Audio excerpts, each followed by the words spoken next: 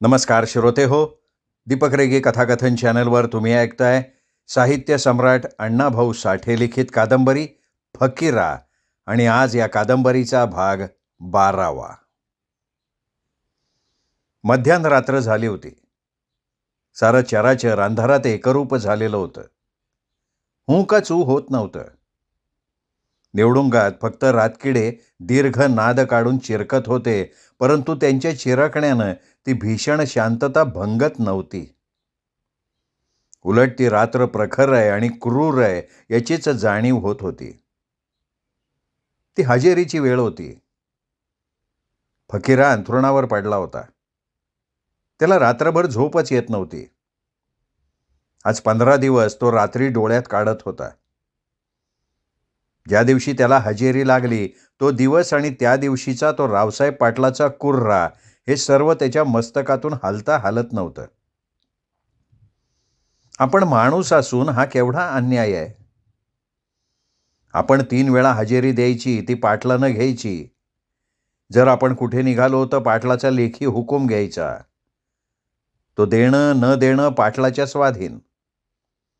आणि जरी दिला तरी तो ज्या गावी आपण जाऊ तिथल्या पाटलाला द्यायचा आणि त्याला हजेरी द्यायची. यात काही कसूर झाली तर 3 महिने सक्त मजुरीची शिक्षा, नाहीतर. या विचारानं फकीराचं काळीच तुटत होतं. सरकारनं खोतानं एक होऊन आपल्यावर हा सूड उगवलाय असं त्याला सारखं वाटत होतं. आता आपण कुठेही जाऊ शकत नाही. आता आपले हातपाय आपले नाहीत तर ते रावसाहेब पाटलाच्या दावणीला बांधलेत. आपल्या नाकात बैलाप्रमाणे या कायद्यानं वेसण घातली आहे आणि ती आपल्या वैऱ्याच्या हातात दिली आहे. आता पुढे मार्ग कोणता? आपण यापुढे हेच जीणं जगायचं का? फकीरा तळमळत होता. अंधारात डोळे मिटून तो मनाशी बोलत होता आणि त्याचं कणखर मन त्याला उपदेश करत होतं की काल परवा तू इतर माणसांसारखा होतास, पण आता तू सरकारचा बंदी आहेस. तुझ्यावर आता पाटलाची हुकूमत आहे. आता शंकरराव पाटील किंवा विष्णुपंत कुलकर्णी हे तुझ्या मदतीला येणार नाहीत. कायद्यानं त्यांच्यावर सुद्धा मात केली आहे आणि आता त्यांचा काळ पडता सुरू झालेला आहे. म्हणून तर नांगरट्या रावसाहेब पाटील आज 15 दिवस भर मध्यान्ह रात्री तुझी हजेरी घेतोय आणि सकाळी तू स्वतः जाऊन ती देतोयस. पुन्हा दिवस बुडताना पाटलापुढे तुला उभं राहायला लागतंय. मग मी काय करू? फकीरा हृदयाच्या आतल्या आत कुणाला ऐकू न येईल असा ओरडत होता. मी किती दिवस हजेरी द्यायची आणि ती का द्यायची? सरकारनं हवं तर येऊन आमची गर्दन मारावी, आम्हाला तुरुंगात डांबावं, पण तसं न करता ही गुलामी का? मी गुलाम नाही. मी सनदशीर शिपाई आहे. मी रखवालदार आहे. माझा बाप माळाला गावासाठी कटून मेला आणि मला 3 वेळा हजेरी. मी हजेरी देणार नाही. काय? हजेरी देणार नाही? मग 3 महिने तुरुंगात जा. पुन्हा ये आणि पुन्हा हजेरी. नाही म्हणशील तर पुन्हा तुरुंग. चक्र चालू राहणार आहे. फकीराच्या डोक्यात भयंकर वादळ उठलं. तो आतून पेटला. त्याला अंथरुणाचे चटके बसायला लागले. त्याच्या सभोवतीचं वातावरण दाहक झालं. तो चटकन उठला. शेजारी सरू शांत निजली होती. तिच्या नाकातून निघणारे श्वास निश्चवास निर्भयपणे ये जा करत होते. पलीकडे राधा निपचित पडली होती. म्हातारा दौलती राहीबाई यांची हालचाल मुळीच जाणवत नव्हती. साधू दारापुढल्या मांडवात होता. गबऱ्या ताट उभा राहून झोप घेत होता. केवळ झोपेसाठी जमिनीला पाठ लावायची नाही हा आपला अस्सल घोड्याचा धर्म तो काटेकोर पाळत होता. फकीराला ते वातावरण असह्य झालं. तो कावराबावरा झाला. मग पुन्हा शांत होऊन तो अंथरुणावर पडला. त्यानं दोन्ही हाताची खोबरमिठी मानेखाली घातली आणि त्याच्या डोळ्यांपुढे विचारांची भूतं नाचायला लागली. त्याच्या मिटलेल्या डोळ्यांपुढे तो दिवस उभा राहिला ज्या दिवशी तो रामोशी आला आणि त्यांनी चावडीवरचं बोलवणं सांगितलं. तेव्हा सर्व मांग ओळीनं चावडीवर उभे झाले होते. पाटील हातात फरशी कुऱ्हाड घेऊन सगळ्यांकडे करड्या नजरेनं बघत होता. त्यावेळी फकीराही त्या गर्दीत उभा होता. पाटलानं सर्वांची नावं नोंदली आणि बजावून सांगितलं की आजपासनं साऱ्या मांगांनी आणि मांगांच्या नादाला लागलेल्या महारांनी हत येऊन दोनदा हजेरी व्हायचं आणि म्या एकदा रातचं येऊन तुमासनी उठवून हजेरी घ्यायची. जर का कोणी गैरहजर राहिला तर बेड्या आणि खडी. तो प्रसंग आठवताच फकीरा पुन्हा बावरला. तितक्यात महारवाड्यातली सारी कुत्री जागी होऊन त्यांनी दंगा केला आणि त्याचबरोबर फकीरा खाली अंग टाकत पुटपुटला, आली हजरी. फकीरा कान टावकारून सासुंद घ्यायला लागला. महारवाड्यातनं हे पाटलाचं भेरग आता इकडं येणार या विचारानं पुन्हा त्याच्या मस्तकात भणभण आरंभली. तर्णाभांड रावसाहेब पाटील हाती कुऱ्हाड घेऊन पुढे दमदार गतीनं चालत होता. गण्या कोळी, जाण्या जाधव, एकोबा परीट, 2 रामोशी, 1 महार, तात्या मांग आणि आपल्या भावकीतली 8 माणसं घेऊन तो हजेरीला बाहेर पडला होता. 4-5 कंदील बरोबर जळत चालत होते. जाण्याच्या काखेत नंगीत तलवार चमकत होती. कैक भाले जिभल्या चाटत होते. ए ताईनु महार, अशी महारवाड्यात पाटलानं मारलेली हाक मांगवाड्यात ऐकू आली. मग मांगवाड्यातली कुत्री जागी झाली. क्षणात त्यांनी डोकं फिरवल्याप्रमाणे मांगवाडा डोक्यावर घेतला. सर्वत्र हलकल्लोळ उसळला आणि त्यातच ए बहिरू महार, ए किशा महार, अरे दाद्या, अशा हाका मारत पाटील पुढे पुढे चालत होता आणि हजर असं त्याला जागोजाग उत्तर मिळत होतं. कुत्री भुंकत होती. महारवाड्यात आणि मांगवाड्यात कुत्री भुंकल्यामुळे गावची कुत्री जागी झाली होती आणि सारा गावच कुत्र्याच्या भुंकण्यानं व्यापून टाकलेला होता. त्यामुळे उभा गाव जागा झाला होता. आज 15 दिवस रोज रात्री असाच गाव जागा होत होता. पेंगोळलेली माणसं पाटलाला मनातल्या मनात इरसाल शिवी हासडून पुन्हा डोळं झाकत होती. थोड्याच वेळानं हजेरी फकीराच्या दारात आली. पाटील खटकन थांबला. त्याने हाक मारली, साधू राणू जी, आय मी. मांडवात पडल्या पडल्या साधूनं उत्तर दिलं आणि लगेच पाटील गरजला, फकीरा राणू हजर आहे. फकीरानं जबाब दिला पण पाटलाचं समाधान झालं नाही. त्यांनी पुन्हा पहिलीच हाक जोरात दिली, फकीरा. काय आहे? फकीराही बिथरून आतनं ओरडला आणि पाटील एकाएकी चिडला. तो 2 पावलं पुढे सरकला आणि म्हणाला, फकीरा बाहेर येऊन हजेरी दे. मी बाहेर येणार नाही. फकीराचा आवाज चढला. मांडवात साधू जागा झाला, उठून बसला. पाटील एकेरीवर का आला याचा तो विचार करतोय.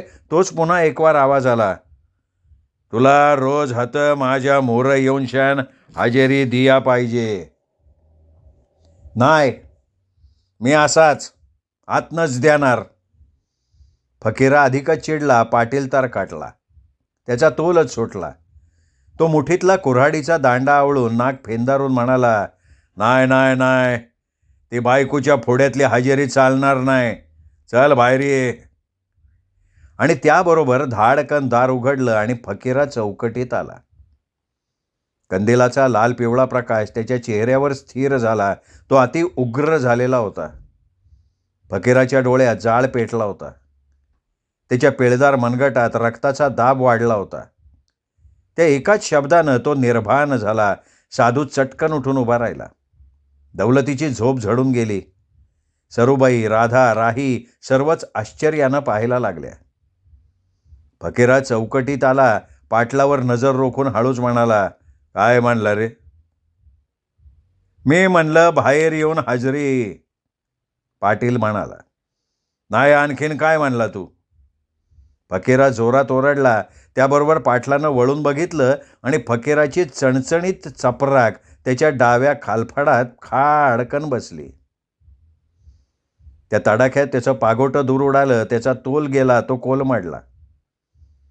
पण लगेच स्वतःला सावरून त्यांनी कुऱ्हाड फिरवून हाणली, पण त्यावेळी फकीरा तिथे नव्हता.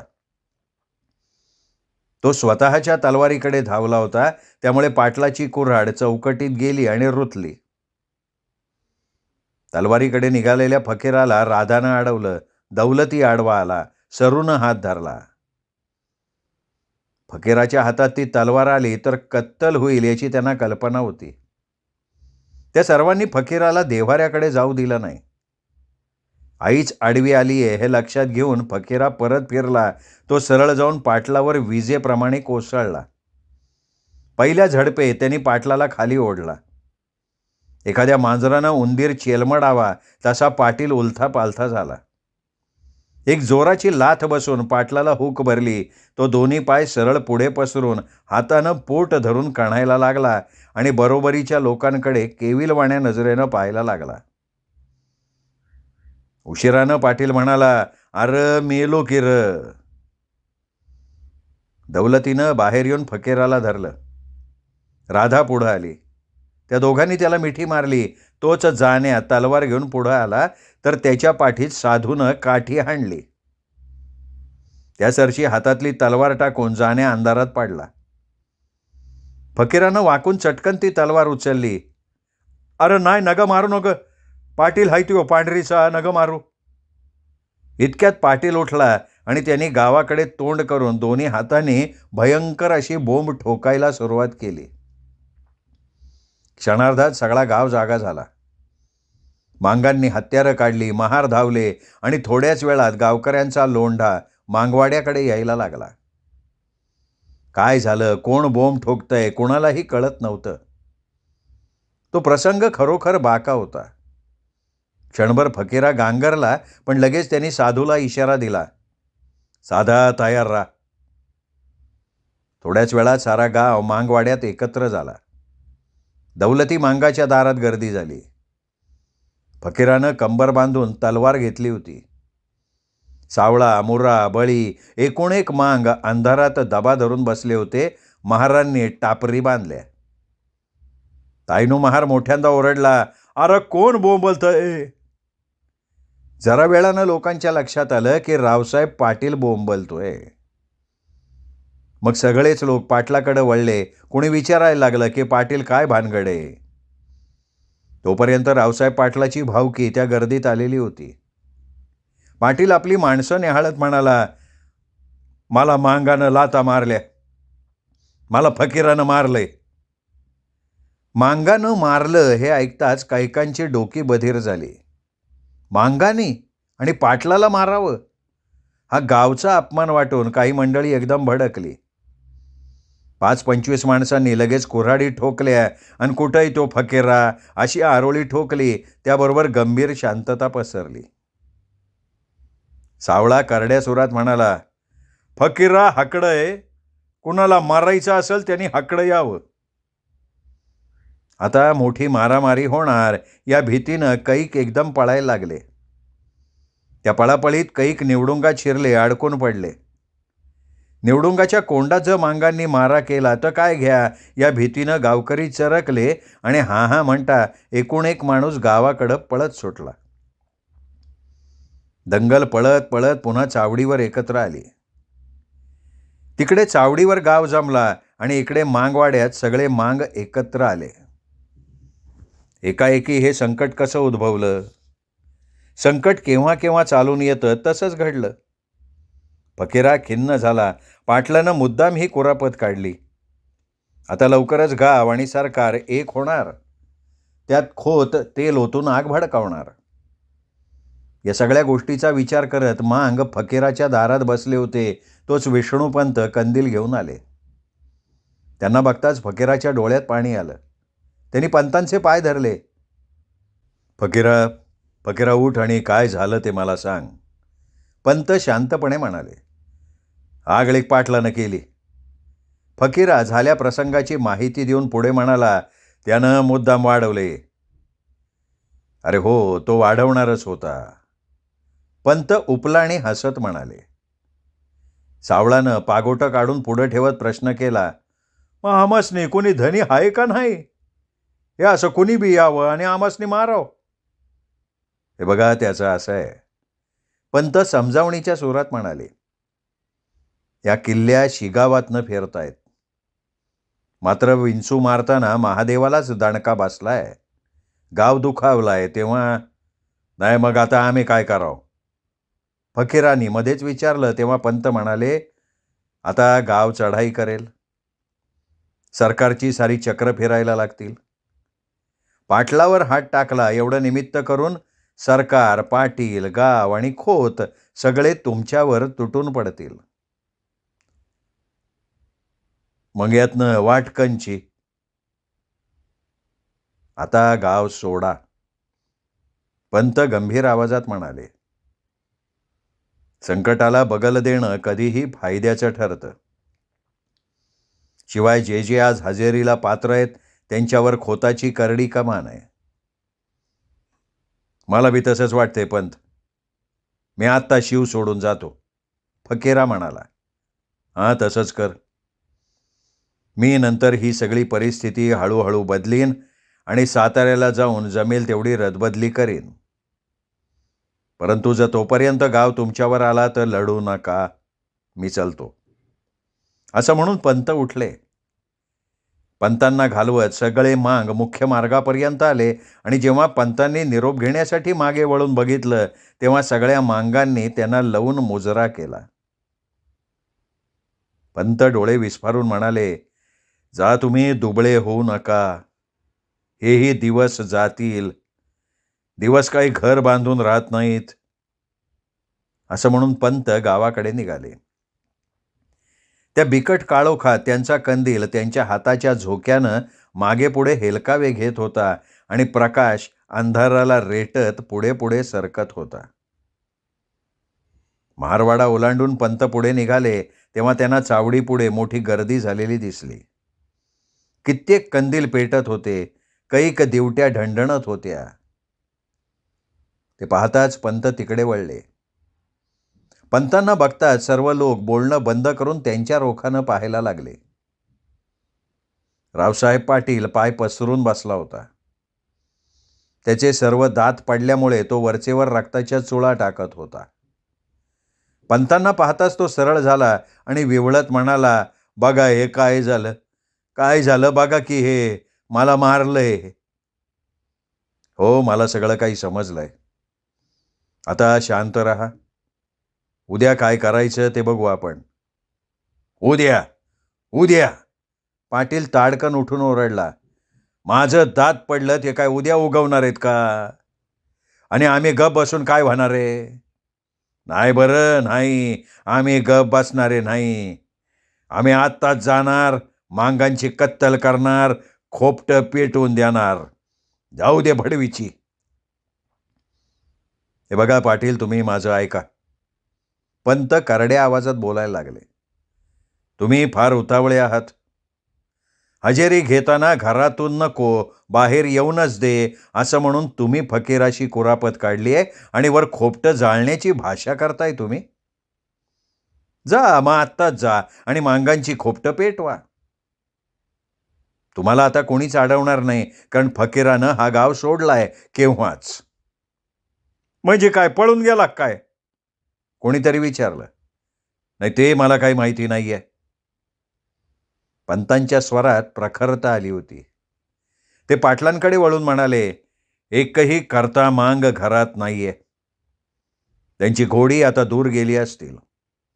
आता जा आणि पेटवा घर. परंतु या गावासाठी माळाला कटून मारणाऱ्याची अवलाद दुबळी मानू नका. फकीरा शांत बसणारा नाही. त्याचं घर पेटवा आणि आपलं विझवण्यासाठी पाणी आणून ठेवा. जा. पंतांच्या बोलांनी वातावरण तप्त झालं. दिवट्या अधिकच तेजाळ भासायला लागल्या. ऐकणारे गांगरले. तरीही धिटावा करून पाटील म्हणाला, येऊ दे की आणि पेटवू दे की माझा वाडा. ठीक आहे. मग माझ्या कानांवर हात आहे. पंतांनी दोन्ही हात कानांवर ठेवून बजावलं. पुढं जे जे होईल त्याचे परिणाम तुम्ही भोगा. फकीरा आपल्या सगळ्या लोकांसह आत्ता डोंगरात गेलाय किंवा आत्ता तो डोंगर चढत असेल. एका उंच कड्यानं आपली मुंडी ढगात घातलेली होती. मंद गतीनं तरंगणारे प्रचंड ढग त्या कठीण सह्याद्रीच्या मस्तकावर आदळून दिशा बदलून घेत होते. उंच डोंगरातलं रानटी वारं बेबंद पळत होतं. त्यांच्या धसमुसळेपणानं घनदाट वनश्री नम्र होऊन त्यांना वाढ देत होती. जे वृक्ष ताठ राहण्याचा प्रयत्न करत होते त्यांना वारा सहस्त्र करांनी वाकवत पुढे रेटत होता. करवंदी, बोरी, बाभळी, पिंपरण, जांभूळ, सागवान, पांगिरा या वृक्षांची वाऱ्यानं दाणादाण होत होती. पालापाचोळा त्याच्यापुढे लोटांगण घेत होता. ऐन गिरीकंदरात एका दाट झाडीत फकीराचा तळ पडला होता. 8 कारवानी घोडी करवंदीच्या जाळीखाली पाग करून बांधलेली होती आणि त्याचा तो गबऱ्या पाठीवरचं जीन तसंच घेऊन उभा होता. एका कठीण प्रसंगात आपण आहोत याची जणू त्यालाही जाणीव झालेली होती. सर्वत्र गंभीर वातावरण दाटलं होतं. फकीराची माणसं डोंगराच्या कपारीत सगळ्या नाक्याच्या वाटा दाबून बसली होती. हत्यारबंद माणसांनी करवंदीच्या विशाल जाळ्या उग्र भासत होत्या. त्या जाळ्यांना छावणीचं स्वरूप आलं होतं. चिंचणीकर पेरा, साजूरकर निळू, साधू, मुरारी, बहिरू, सावळा, तायनू महार, बहिरोजी महार, घमांडी अशी एक आगळी दिलदार आणि बेडर माणसं तिथे वावरत होती. आज 1 महिन्यात दूर दूरचे मांग येऊन फकीराला मिळाले होते. हजेरी देऊन जगण्यापेक्षा लढून मरण्याचा त्यांनी हिय्या केलेला होता. आलेल्या लोकांना निरनिराळी कामं वाटून देऊन फकीरांनी सगळी तयारी केलेली होती. 1 महिन्यात फकीरानं सह्याद्रीच्या खांद्यावरून कित्येक मैल दौड मारली होती आणि कैक शिरजोरांना धूळ चारली होती. जे त्या भागात बळी होऊन बसले होते त्यांना त्यांनी जमीनदोस्त केलं होतं. त्याचं नाव ऐकूनच कैकांना कापरं भरत होतं. फकीराचा तो दरारा ऐकूनच रावसाहेब पाटील आपले शेवटचे दिवस जपून ठेवण्याचा प्रयत्न करत होता. परंतु फकीरानं ज्या दिवशी घर सोडलं त्या दिवसाची त्याला सारखी आठवण होत होती. त्या दिवशी राधानं आगतिक होऊन स्वतःच बडवून घेतलं होतं. सरूनं हुंदका कंठात दाबून ठेवला होता. म्हातारी राहीबाई ऊर बडवत होती. दौलतीनं आसू ढाळत गबऱ्यावर खोगीर घातलं होतं आणि त्याच स्थितीत त्या 4 जीवांना सोडून साधू आणि फकीरा परागंदा झालेले होते. आता त्यांची भेट कधी होणार? कधी होणार त्यांची भेट? एकाएकी आलेला प्रसंग हा सगळ्यांनाच दाहक वाटल्यानं सगळेच जीव दुःखी झालेले होते. करते म्हणून पुढे आलेले दोघेही मुलगे फकीरा आणि साधू फरारी होत आहेत. ते परत कधी येणार? का सरकार, पाटील आणि खोत मिळून त्या दोघांना ठार करणार? या आणि अशा कैक इंगळ्या राधा, दौलती, राही यांच्या काळजाला डसत होत्या. फक्त दौलतीचंच नव्हे तर मांगाच्या वस्तीतलं प्रत्येक घर त्या रात्री रडलं, कारण घरटी एक माणूस तरी त्या दिवशी बाहेर पडून फरारी झालेलं होतं. भर मध्यरात्री जेव्हा ती सारी जण घर सोडून निघाली तेव्हा सर्व लहान थोरांनी दारात येऊन त्यांना निरोप दिला होता. त्यांचे ते कृश हात, दुष्काळानं जर्जर केलेले देह फकीराच्या एकसारखे नजरेसमोर येत होते. गेल्या काही दिवसांच्या अनुभवानं फकीरा पार बदलून गेला होता. एका जाळीत निवांत पडून तो त्या प्रसंगांची आठवण काढत होता. आज 8 दिवस झाले त्याला घराकडची काहीही बातमी कळली नव्हती. सरू त्याच्या डोळ्यापुढे एकसारखी येत होती. आई भिंतीला टेकून तळमळत असेल, आबा घोर करत असेल, थोरली आई चडफडत असेल. आपलं घर, आपलं अंगण, आपला मांडव, आपलं गाव आपल्याला अंतरलं. आता किती दिवस आपण असे जगणार? याच सगळ्या गोष्टींचा विचार करत फकीरा तिथे पडलेला होता. श्रोते हो, तुम्ही ऐकताय साहित्य सम्राट अण्णाभाऊ साठे यांच्या लेखणीतनं साकारलेली अजरामर कादंबरी फकीरा. आजचा भाग इथेच संपला. पुढचा भाग ऐकण्यासाठी उद्या भेटूयात दीपक रेगे कथाकथन चॅनलवर. तोपर्यंत नमस्कार श्रोते हो.